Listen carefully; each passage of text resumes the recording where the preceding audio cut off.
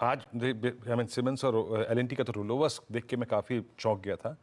But ये Lupin, ये जिसको हम 600 रुपये से चेज कर रहे हैं अनुज, 4.25% ऊपर, क्या ये नेक्स्ट लेग के लिए अपने आप को प्रिपेयर कर रहा है? फाइनली आई थिंक इस रेंज में 12 फरवरी से है और अब 12 फरवरी के बाद की हाईएस्ट ट्रैजेक्टरी को टेस्ट करता हुआ। देखिए वीरू, इसमें मैं आपको एक चीज़ बोलूँगा, और ये मैं जैसे कहते हैं ना, आजकल हम कुछ एक सीरीज चलाते हैं लाख टके की बात वाली, ये इसमें स्टॉक स्पेसिफिक कमेंट नहीं है ये, लेकिन एक चीज़ आप हमेशा समझ लीजिए, कभी भी किसी स्टॉक को आप पिक करें जो अच्छा स्टॉक हो, जो एक मल्टी ईयर बेयर मार्केट से बाहर आए, और उन रीज़न से बाहर आए जिन रीजंस की वजह से वो मल्टी ईयर बेयर मार्केट में था, वो आपको अगले 2-3 साल की सबसे बड़ी पोजिशनल ट्रेड देगा। हमेशा इस चीज़ का ध्यान रखिए। अब आपको नेक्स्ट लूपिन खोजना है ऑब्वियसली, लेकिन लूपिन में अगर आप ऑलरेडी बने हुए हैं, और जैसा आपने सही कहा, हम 600 रुपये से स्टॉक की बात कर रहे हैं।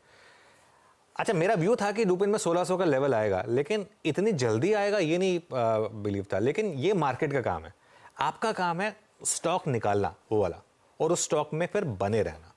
और ऐसा नहीं लूपिन में बीच बीच में 2-3 बार करेक्शन नहीं आई, 1-2 बार करेक्शन भी आई थी, और करेक्शन 4-4% की भी थी बीच बीच में, लेकिन वहाँ पर आपको फिर होल्ड करना पड़ेगा, क्योंकि एक बार आपने एक विनर ले लिया, और स्पेशली ऐसी हाई पेडिग्री कंपनी जो मल्टी ईयर बेयर मार्केट में रही, लेकिन वही कारण चेंज हुए और अब बुल मार्केट में आई, वो इतनी आसानी से स्टॉक छूटने वाला नहीं है।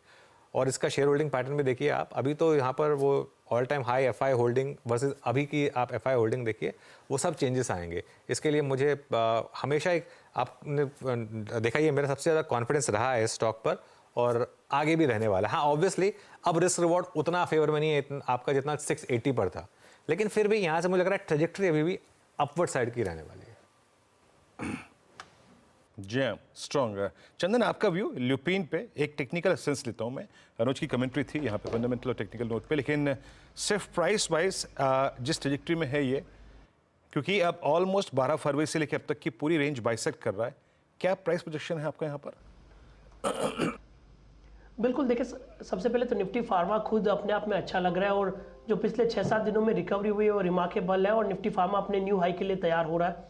और लुपिन की बात करें तो लुपिन में भी सेम वैसा ही सेटअप है, और ये जो प्राइस बिहेवियर वो लगभग 35-37 दिनों का कंसोलिडेशन ब्रेकआउट के लिए तैयार हो रहा है। ऑलरेडी यहाँ पे हायर बेस बन रहे थे कि मूविंग एवरेज होल्ड कर रहा था। मैं नोटिस कर रहा हूँ पिछले लगभग आप देखोगे 10-12 महीने में लुपिन ने कभी भी डेली चार्ट पे 50 डेमा को तोड़ा नहीं था, और 7-8 दिन पहले एग्जैक्टली उसी लेवल के आसपास आके सपोर्ट लिया।